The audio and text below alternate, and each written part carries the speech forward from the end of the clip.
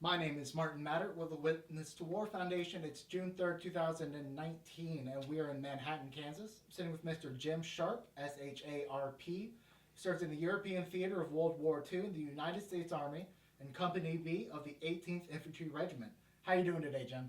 Great.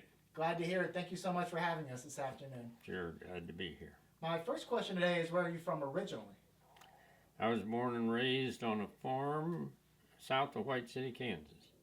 And tell me about your family. What were they like? Well, there was five of us kids in the family, and we were farmers. We all attended the rural school. Um, I have two brothers and two sisters. Both of them went off to war, and well, a long story coming up, I guess. Now, had you ever thought about joining the service yourself growing up? Yes, I did. Uh, when I was 18, I had to register for the draft in Morris County. And I assumed that I would be drafted, but when I went to the draft board second time, they said they weren't going to take me into this service because I was the only one farming land. My dad had a business in Harrington, so they weren't going to take me. They were going to give me a 2B or 2C or whatever a farmer is. So I thought that, well, I really didn't want to do that, but I did. My dad said, well, that's what your country needs, so you better do it. And I did that for about 6, 8 months. But then the neighbors' kids that were in this service, they started getting notice they'd been wounded or killed or captured. I thought, I'd rather go help them than stay farming. So Dad said, well, if that's what you want to do, then we're going to have to do something here with the farm. He said, I can't run the business of farm boat. So we had a farm sale, sold everything, all the cattle and hogs. And I went off to war, and they moved to Harrington because that's where his business was. So that would have been in 1944. So tell me about, I want to hop back a little, the day of Pearl Harbor. What do you remember about that day? Pearl Harbor Day was a Sunday, December 7th, 1941. And back in those days, all the family had dinner, breakfast, and supper together. We had just finished Sunday dinner, and the radio was on. And the announcer said, stand by. And when he came back, he said, the Japs are bombing Pearl Harbor. And I remember that to this day. So we've already kind of touched on it, but for context, just walk me through how you got into the service yourself. Well, after we sold our farm, everybody knew what was going on. Everybody knew each other down in that neighborhood. And so when I went to the draft board, they said, well, no, we're going to take you, but it might be a while. Well, we lived near the Harrington Army Air Base, which was going in at that time. It was only 2 miles from our place. And I didn't have anything to do, so I went over there to see if I could get a 2-week job or a month's job or whatever I was going to be. And they said, well, yeah, here's plenty of, there's a shortage of people. So they hired me, and I was put to work for the guy from the FBI there at the airbase. He was called a journeyman investigator. So he hired me, and I became an assistant journeyman investigator. And I did office tasks and fingerprint every employee that come through there and sign those cards and send them to J. Edgar Hoover in Washington, D.C. And we didn't have but one car, but we still had a horse, and so I rode the horse to work as long as I didn't get drafted. And that was Oh, it was about 7 months, I guess. Yeah. So anyway, that's, and when they called me, of course, I had to quit that job. Went off to service from Council Grove for there. When I went in, there was about 30 people went down to the railroad station there at Council Grove, and all went off to Fort Leavenworth. So, any memorable stories from your training? Instructors give you a hard time, anything like that? Well, no, not really. They were pretty tough on you. And they said, we got to get you out of here because they need you over there. And they put us through in a hurry. And if you didn't follow the drill master's instructions, you got penalized and sent to KP or peeling potatoes or marching and doing extra push-ups or something like that. But I don't know that those are memorable, but I remember them. So, where'd you go after Leavenworth? Well, the last day there, what I remember about that was the old drill master gets you out there on the field, parade grounds, and line you up across the parade grounds. And there was 150 of us at least. And he'd sing this old refrain that I'd never heard before. He said, I think I can remember it. He would sing, eyes to the ground. Let's see, eyes to the ground.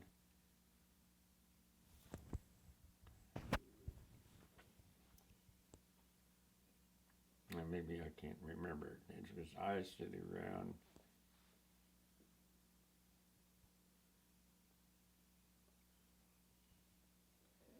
Anyway, the end of it was bid those babes bye, bye, bye. And I remember that because I had a girlfriend at the time, you know. Then they put us on trains.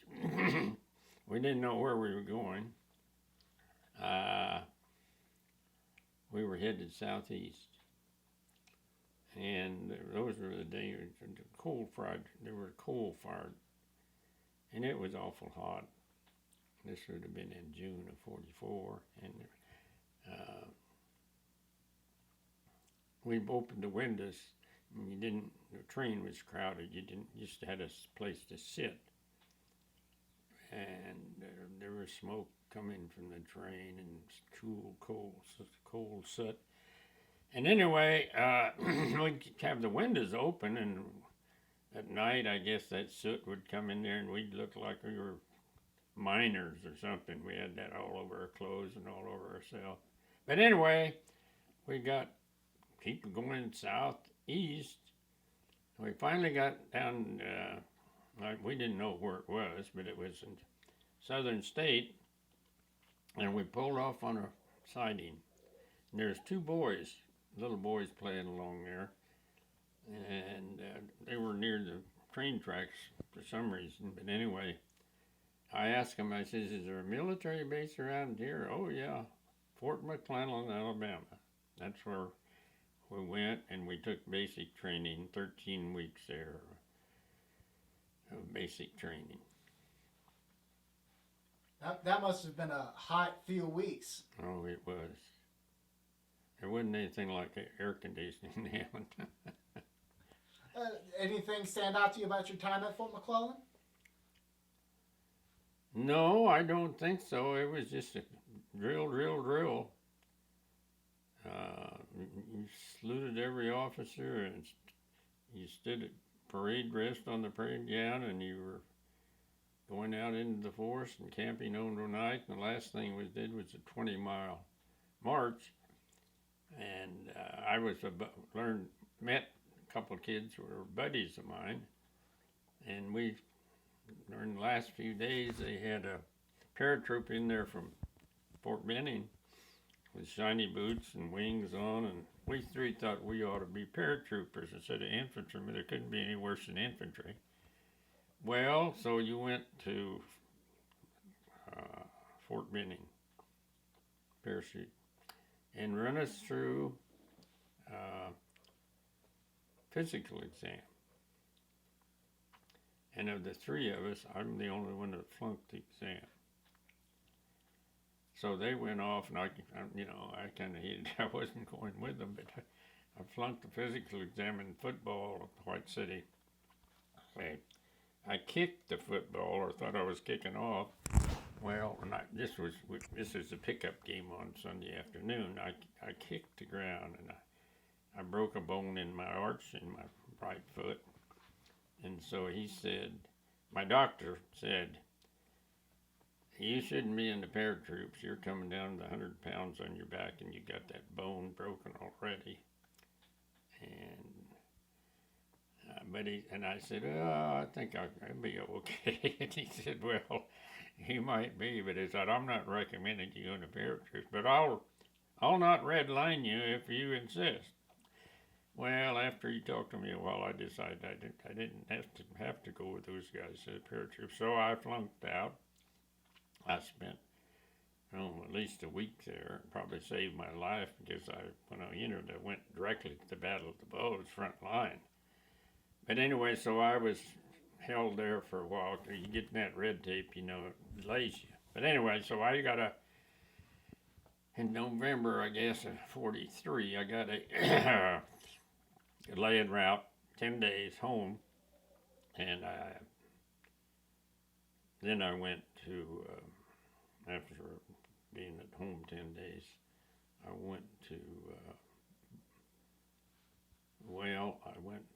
I ended up in Boston Harbor, where we got on a troop train and a troop ship, and eventually joined up with 40 other ships outside Boston. And that's when I went overseas. What was the trip over like? I bet it took you a little while. Well, it takes at least 10 days. The slowest ship that we got a convoy of 40 ships, and the subs were after us. Submarines. There was submarine pretty prevalent then. And the main thing I remember is the mistake I made on that troop ship. I'll try to make light of problems sometimes, We were crowded on that troop ship. We knew the subs were out there, and we had cruisers and destroyers out protecting us. But every once in a while, you'd hear depth charge. We'd shoot off depth charge wherever they thought those subs were. Well, first time that happened, we were crowded, 5 bunks high in a troop ship, so we were really crowded. And half of them were seasick. That didn't help anything. But anyway, all at once, I think it was maybe a Sunday afternoon, everybody was in their bunk, half asleep, and one of these depth charges went off, first one I'd ever heard. My God, it sounded like it was blowing the ship up. And I thought I'd make a little light of that. And I said, maybe we better man our what do you call those boats that are on a ship? Lifeboats? Lifeboat. I said, man our lifeboats. Those sick guys jumped off we almost had mass exodus, but that was a poor statement to make at that time, because everybody knew those depth subs were out there. So anyway, we made it over after numerous situations like that. Just a small thing, if you wouldn't mind uncrossing your arms, because I got that microphone right there. Oh, yeah. Perfect, just like that. So you made it overseas. What was it like setting foot in Europe for the first time? Boy, it was shocking. We landed at Le Havre, France. And I remember it was early in the morning, foggy. And I remember as the ship was pulling into the harbor, I went up there to see. It's hard to get it anywhere on a ship that's loaded with 4,000 troops, And I went up there and it was foggy, but it seemed like the fog was rising, and it was. So I stayed there. And about 20 minutes later, the fog arose off the port of Le Havre, and I've never seen such destruction in all my life. That place was just leveled. Could you describe some of the things you saw in Le Havre? Well, after we got on all I saw originally after the fog was rose and looked along the landscape, all you could see was level building. And we got down on the ground, and there was British troops there, I think, managing the harbor. And I asked one of those guys, I said, what in the world happened here? And his answer was, he said, the Americans bombed this 2 days after the Germans had pulled out. They had pulled out, and I guess our intelligence told us, they didn't tell us that they'd pulled out. We wouldn't have needed to bomb it at all. They were gone when we, but we did, and it was level. And then they marched us to the railroad station where they had repaired all the rail damage in order to get troops to the front line. Put us on 40 and 8s. And we were in a hurry to get there because the Battle of the Bulge had started at that time. And we got to get these guys there. Well, some of them claimed, including our troop train master, they thought the French engineer who was running that train was a Nazi collaborator. And every few miles he was stopping our train. He said we had a hot bearing or whatever. And our troop commander was just raising hell with him. And called him every name, and they were going to prosecute him, but they couldn't move the train without him. So anyway, they took us to the front line. Now, before we talk about the battles, I want to talk about some of the men in your unit. Who do you remember serving with? Well, I remember some of the guys that when we left, I don't know, Fort Meade, I guess it was. I said we went to Boston. That's where we sailed from, but we were several stops after that, including Fort Meade. And there was, I wrote a book about it. I can't remember. I wrote a book called Diary of a Combat Infantryman. I got a copy or two around here somewhere. But I've got their names in there. But I especially remember, I think his last name was Scott. Because when we were leaving to go to the troop ship, no one's supposed to know. They marched us in the middle of the night to get lined up and in the trucks to be shipped to the port of embarkation. And you didn't want the Germans to find out. No. But there was a guy named Scott who had just got married before he went overseas. And the only person that it was snowing, so fall. And the lights were low because it's wartime. And this gal he had married had some way, I didn't even know when we were leaving. But somehow she got to our marshalling area where we lined up and started marching to the trucks. And here she was. We were marching at attention. Some way she got there and followed our platoon along. His first name was Jerry. And I remember she kept shouting, running along beside our platoon, "I love you, Jerry. I love you, Jerry." Well, that poor guy got killed the first day of combat. The tank shell hit him. Well, it hit a lot of others too, but he was the only one I knew. Jerry Thomas or something like that. I've got it in my book because I always remembered that because I couldn't figure out, well, how would she know we didn't even know. But anyway, she was there. So when we left off, you had just made it to the front lines. Approximately where was this? It was Givet, France. Gibet. And what happened in Givet? Well, I'd say it was front lines. Givet wasn't the front line, but it was a marshalling area just before the front lines, maybe 5 miles or 4, some distance. they put us in a what I called a nunnery.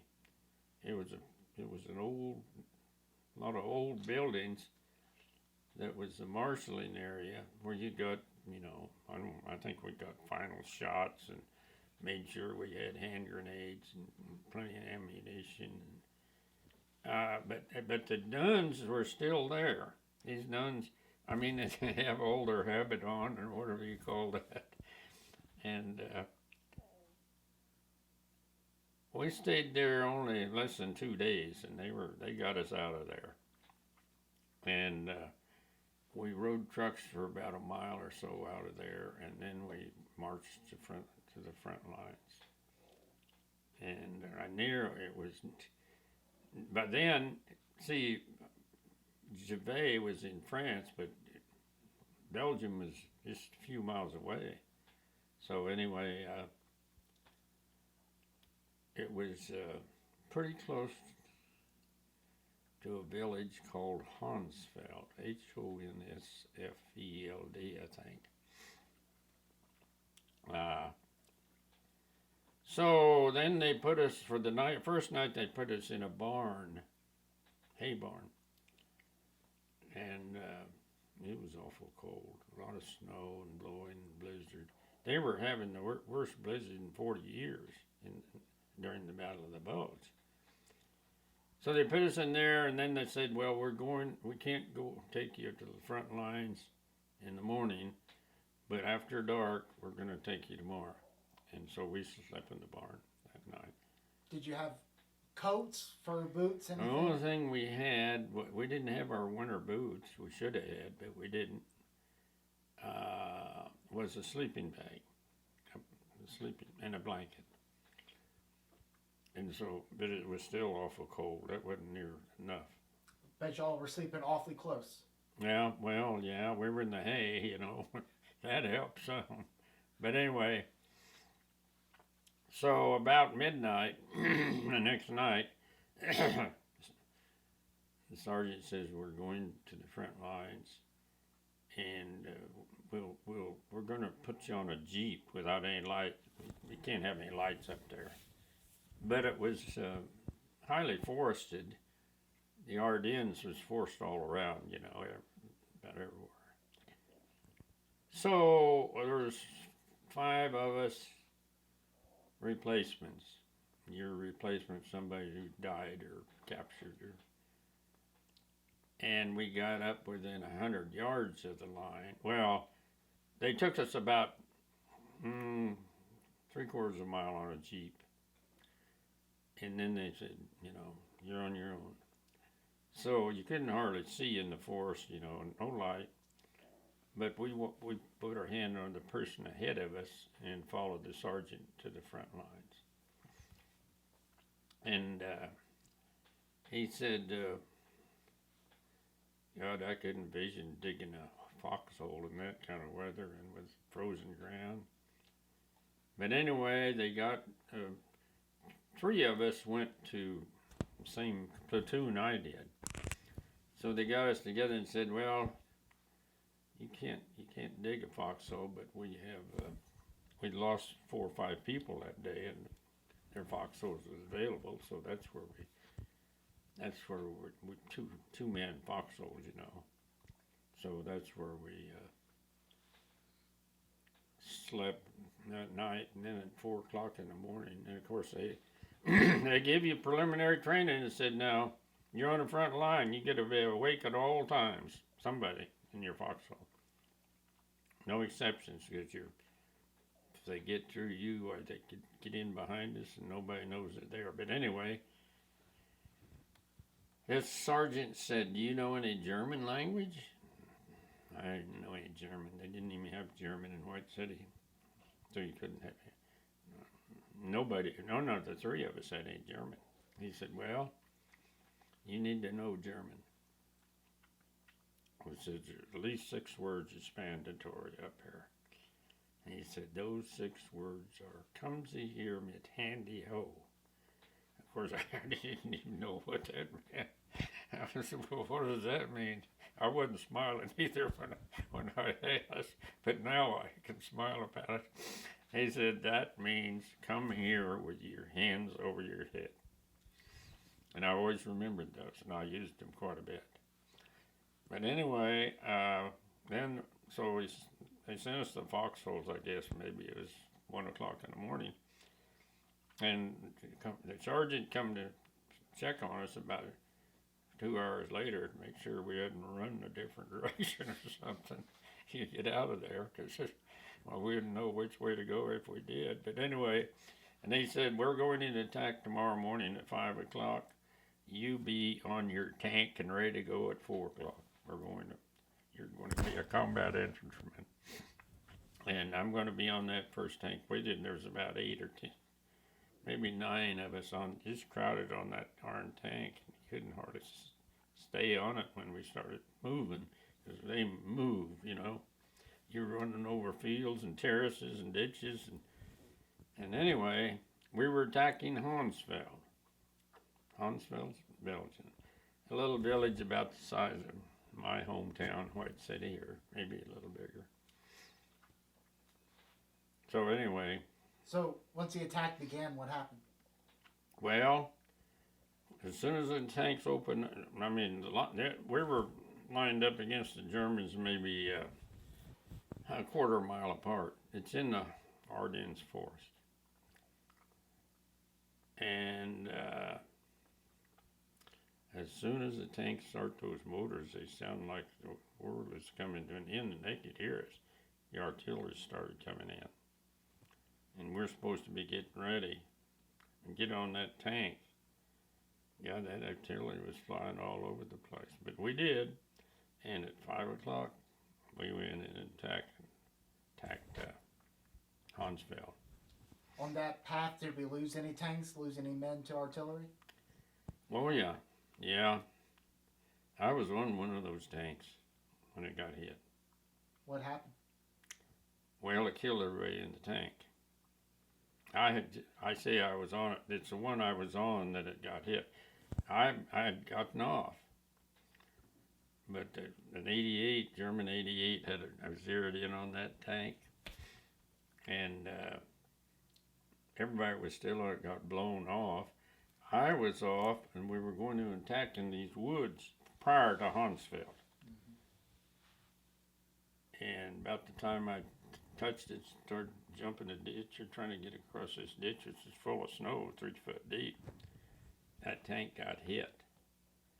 And of course it blew the tank master who's in the turret.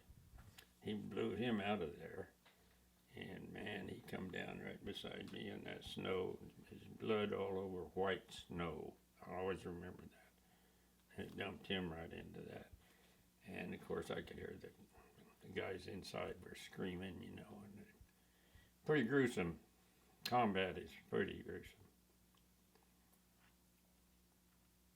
Anyway. Now, what were fighting the German infantry like? Good soldiers. Probably better than the Americans. How so? Because they had lesser, better. We had more tanks than they had. We had faster. The vehicles they had were faster. Their soldiers had trained long, and they all took a pledge to Adolf Hitler. And I think they trained better too. But anyway, I mean, man, you don't think about it till you're there. But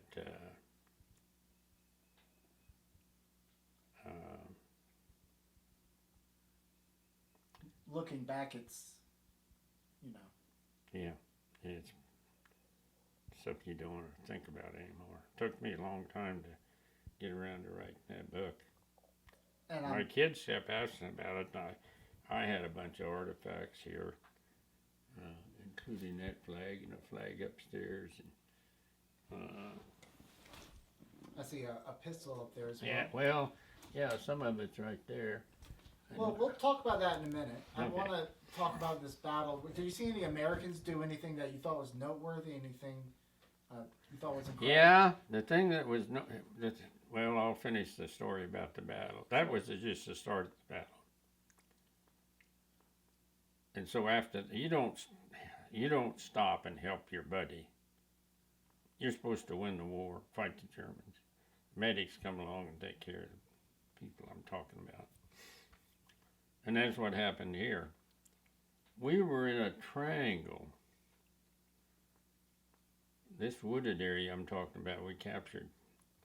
We rode those tanks, and you could see these Germans out here in the forest. They were shooting at us every once in a while. We were riding this tank that eventually got blown up. And we got that place surrounded. So, we had to win the war, we thought, until we just started to dig in, which you couldn't do because of frozen ground. So you kind of get brush or logs or whatever was available. But then the first thing about that time I heard, and everybody else heard, German tanks coming up the road. You could hear them. There was 2 roads on each side of this place we just captured. It's kind of a triangle. Anyway, we'd surrounded them, and they were breaking out. And the thing I remember, boy, when they started coming up that road, and that big old, this was a big Tiger town, 6th ground around you, my God. And they had machine guns that were a lot faster than ours. Our machine guns would go tut tut tut tut tut tut. Theirs would go brrrt, brrrt. They were a lot faster than ours. But anyway, and they put those machine guns on that tank, and man, you hugged the ground. I mean, just like every bullet was coming to you. And anyway, we had a bazooka. And when they call us, the tanks are coming, they're supposed to blow them up, Well, this bazooka team, I credit them for bravery because this tank was maybe no more than 50 yards away and maybe less than 25 coming up that road. We were starting to dig in, but boy, I tell you, when that tank rumbled by us and those machine guns blazing, we were all hugging the ground, but those guys shot, and I remember seeing that bazooka hit that darn tank and it didn't explode. German tank went on to Hansfeld. Boy, I tell you, that was, and we had about 4 people. We had at least 1 killed and 4 or 5 wounded, but as many machine gun bullets that are buzzing by, you thought they'd killed the whole company, but they didn't. So we captured that town that night, went in there and captured it. As I understand it, the German tanks were almost impenetrable. How did y'all deal with them? Our tankers were scared to death of the German tanks, and I don't blame them. I was an infantryman, I'm one, but they're supposed to be battling, and our Tigers and Panthers were no match for those Germans. They were really good tanks. We had a lot more tanks than they did, but theirs were better. So you said this was really kind of the beginning of the battle. What happens after this? Well, as soon as the battle is over, my Sergeant Zelich, our platoon leader, he says, we need to reconnoiter this patch of forest half a mile east. And he said, Private Sharp, you are to lead the patrol over there. I'm brand new. I said, well, I've never led a patrol before. So sorry, we're interrupted, but you were headed eastbound, and what happened? Well, Sergeant, you asked about after the battle, right? Yes. And Sergeant Jesus come to where I was trying to dig a foxhole and said we got to send out a 7-man patrol.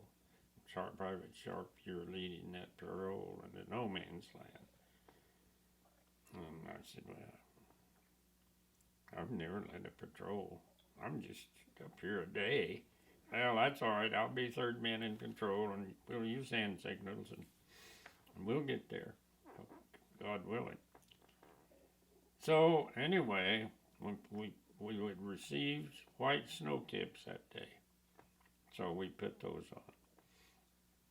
And they were a big mess because we had a fence to cross, and it went from the top of your head clear to the bottom of your ankles to cover you. And it's so anyway, we went off to patrol. I was the leader. We had 7 men. We're in 18 inches of snow, and it was awful tiresome to go a half a mile in that stuff. It was really tough going. But anyway, we went over the reconnoiter, and of course, if there'd been somebody there, you know, you're in the dead duck. You're wide open field across.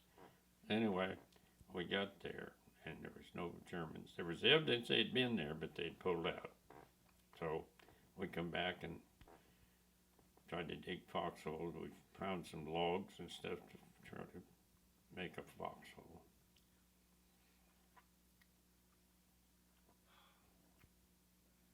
So what happened after that? Well, midnight, we went into attack and captured Huntsville. Now, we weren't the first company in there. A company had proceeded and had taken about the first half of it, and then we were assigned to go back into attack and put them in reserve. And what were the German fortifications like when you got there? house to house, that's what it was. How do you fight house to house in a city like that? Mostly hand grenades, toss them in the basement and the windows, and using a lot of ammunition to suppress whatever's there. You don't know what's there. How would they try and defend those houses? Well, they would always have a machine gun at the end of a main street because it's pretty straight line of fire, so you couldn't get across the street. So you had to, some had to stay on one side and hum, and it was house to house, like hand grenades and machine guns, blow this up or blow that up, or man, that's the way it was. Any memorable moments while you're taking the town back? Well, all of it's pretty memorable because you're getting shot at, you know. You wonder which one's going to get you. And of course, you leapfrog in combat. You don't just put one man in front until he's killed, and then you leapfrog every block. You have a squad that's that's supposed to lead the attack. And if they get that block cleared out, then your squad is assigned to that. Just keep leapfrogging. We had 3 squads in our platoon, and we just keep leapfrogging that way. And as you made your way through the town, were there any civilians trying to flee? Yeah, or they hid in the basement, and that was a sad situation too, because you didn't know who was there, and you just going to clean it out. And a lot of civilians really suffered, kids and old people that couldn't move out. So this war is so gruesome and a waste of resources. Did you have any close calls in this battle? Everyone's a close call. Basically, when you're lead attacked, and even when you go, somebody moves through you to attack the next block, because a lot of Germans would hide out in church steeples or houses or where they could stay alive, and then they would sneak in behind you. You might get it back in the reserve area because there was lingering people. That's what they did. They become dead or captured. Was it forbidden to attack the churches? No. If there was any thought, and that happened a lot, that they were there, we just blew the hell out of those steeples. You didn't know whether you were hitting anybody or not, but you got rid of it. Their hiding place. So tell me about what happened after you took the town back. And then you go in reserve. Somebody else moves on through. so you get to rest till your turn comes. What was coming down off that adrenaline like? Well, I've thought about that quite a bit. And what happens is, during the battle, you're so focused on what you're doing, you don't realize the danger you're in. But after the battle, you have time to think about it. And that's when people become war weary and shell shocked, and a lot of them weren't going back into battle. They couldn't. They'd be shaking so bad, and they wanted to go back. They didn't want to leave their buddies, but we couldn't. You're good. Just come out.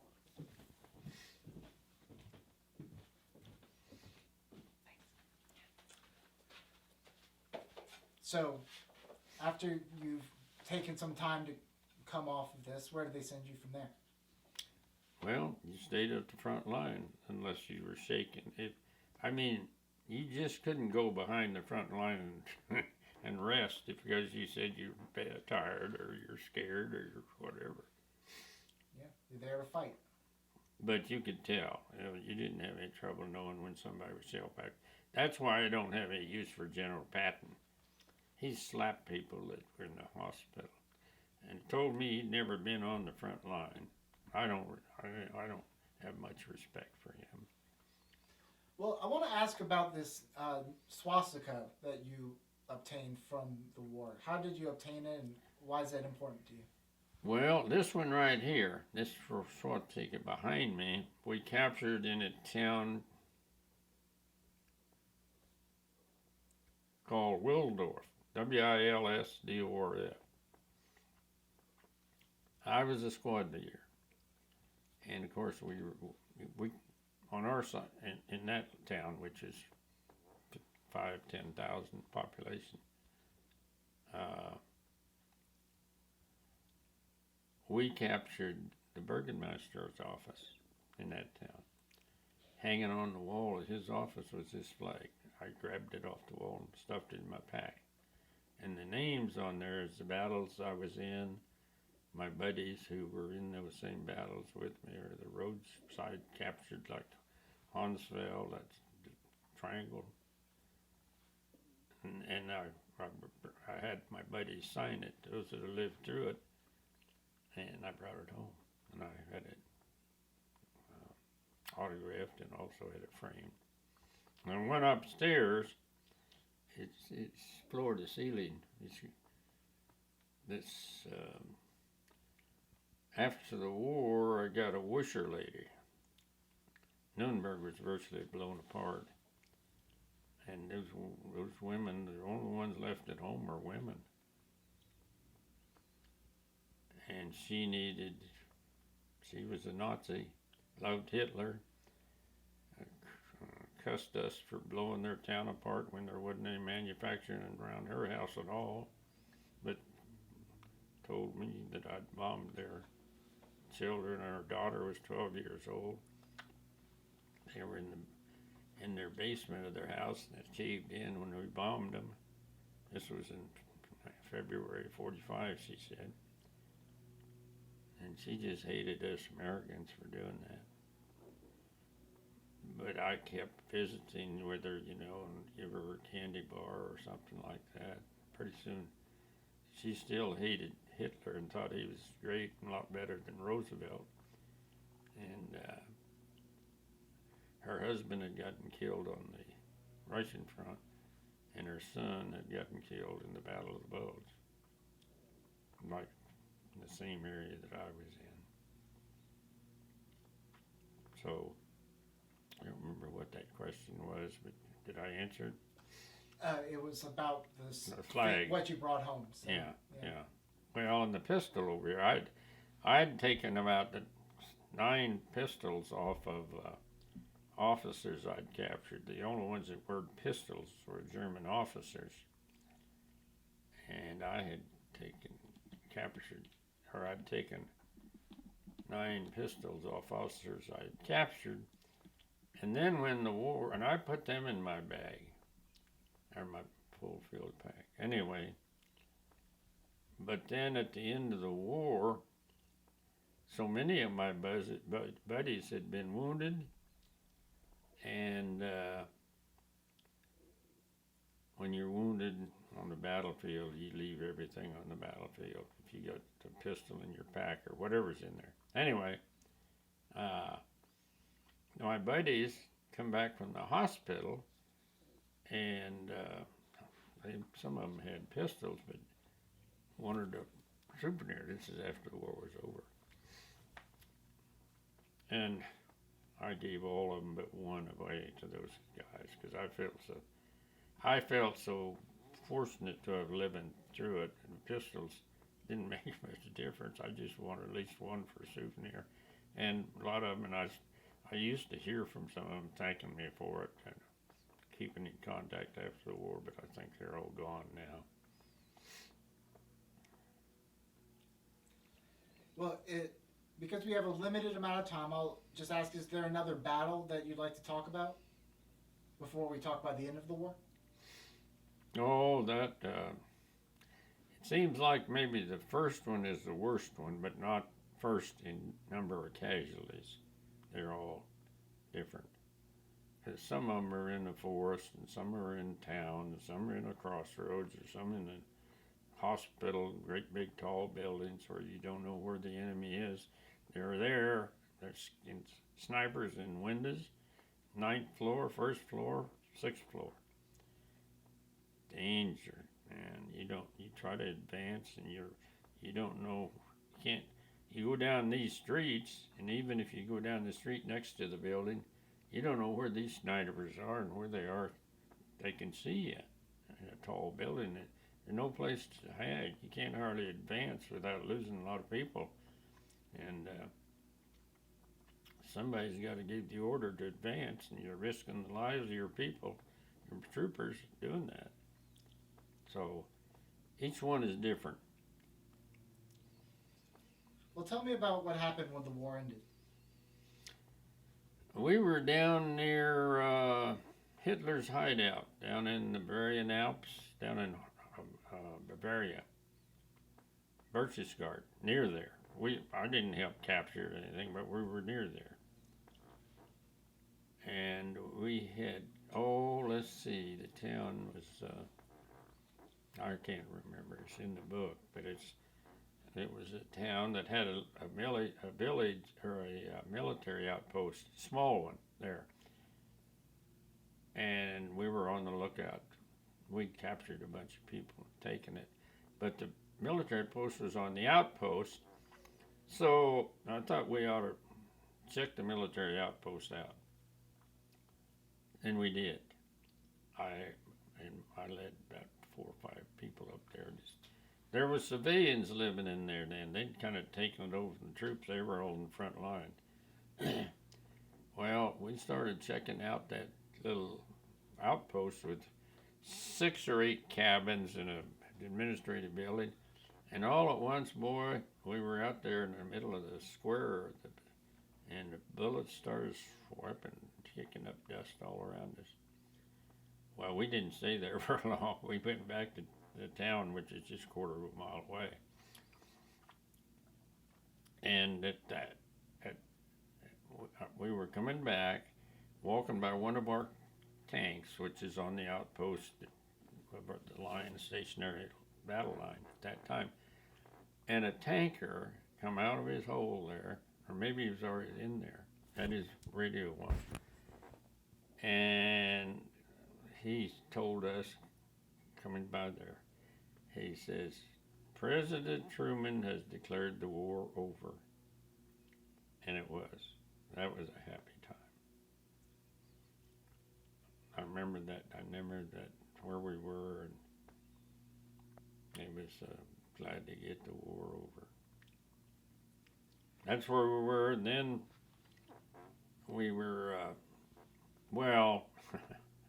maybe one story that might be interesting is the first couple of days we were there, I had a squad out on an outpost 4 miles from the Russians.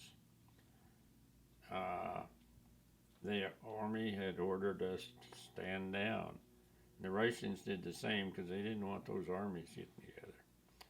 Well, I stayed out there with my guys, and about the second day we were running out of water toward evening.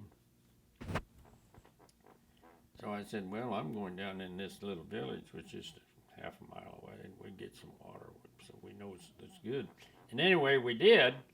Well, of course, that was really strange to those people. There was German soldiers down there and civilians, and they thought, they weren't firing at us because maybe they had war that it was winding down or something. But anyway, and a kid and I went down there, and we hobnobbed, visited with those people for a little while. But anyway, then we went to this house, a nice big house and kind of a farmstead. And they were glad to see us, invited us in and gave us schnapps and sausage and or wine and cheese and crackers. Well, we drank too much. We drank too much that evening. Coming, they said, well, we have a bed here. You can stay all night. And there was a very little. They had a nice looking gal that worked for them there. She was from Latvia, I think, and she wanted us to stay. But anyway, I was the leader of that group, and we shouldn't have stayed, but we had probably drank a little bit too much, and they took us upstairs and showed us nice beds with these comforter feather beds. God, we had to sleep in this feather bed. So we stayed there all night, which we shouldn't have done. But anyway, they had these feather beds. We kept our uniforms. We never changed your clothes, But anyway, we kept our rifle by our side, but we didn't post a guard or anything. But anyway, this Latvian gal, she come up there in the morning. Brought a great big bowl like that with pitchers of water, and then we get us to wash up. But we never washed up either till you went back behind the lines and got a sharp. But anyway, and then we got down and they were fixing us breakfast, and our Lieutenant Williams come and knocked on the door. Everybody in town knew we were in town, So those civilians in town directed us to where we were. They knew where we were. And they said, somehow he communicated to this frau that was fixing breakfast. He said something to her about getting those soldiers out of here. So they called us and he said, "Man, you need to get back to your outpost." And we did. They could have court-martialed us, But, that could have happened on the front line and maybe got out of there pretty easy. But anyway, we got back. The man of the house, the farmer, is a pretty old guy. Not near as old as I am, but anyway, he promised us everything. He had beefsteak, and he was going to fix us beefsteak, but we couldn't stay. I often wonder, the communists were about 4 or 5 miles away. I often wonder what happened to him. You never know what those communists take everything away, and they have a whole army of people. They could use a lot of his beefsteak. He was scared of the Russians, and I don't blame him. So Jim, I want to ask what you want future generations to remember about the Battle of the Bulge and the war in Europe. Well, a lot of people forgot about it. And here about 5 years ago, they were going to tear out part of City Hall until some of us told her that, okay. We're wrong, whatever you Okay. Hi. I just want to know what your thoughts were on Eisenhower as a general. I think everybody over there felt just like I do that he was a soldier's general. We liked him compared to Patton he got a lot of publicity, but I didn't like him. I don't like him slapping around soldiers that he just been on the battlefield and got PTSD, and I can't understand that he's ever been on a battlefield and would treat a soldier like that. But Eisenhower wouldn't do such a thing, and he disciplined him. Eisenhower disciplined him for that. He eventually got back in good graces, but he was good. He was here several times. In fact, when I was in college after the war, I guess I don't remember when he became president, but he came up here and turned the first spade full of earth up on K-State campus for the All Faiths Chapel, and I was there. So you've seen him in real life? Oh yeah, yeah. I've never shaken his hand or anything like that, but I was always respected him as a general. He was a good general. That's great. That's all I need. Thank you so much. Sure. Well, I'll give you the last word. Do you have any words of advice, final thoughts, closing statements for anybody watching this in the future? I think it speaks for itself. Truer words never spoken. Thank you so much, Jim. An honor and Okay. a pleasure. Yeah.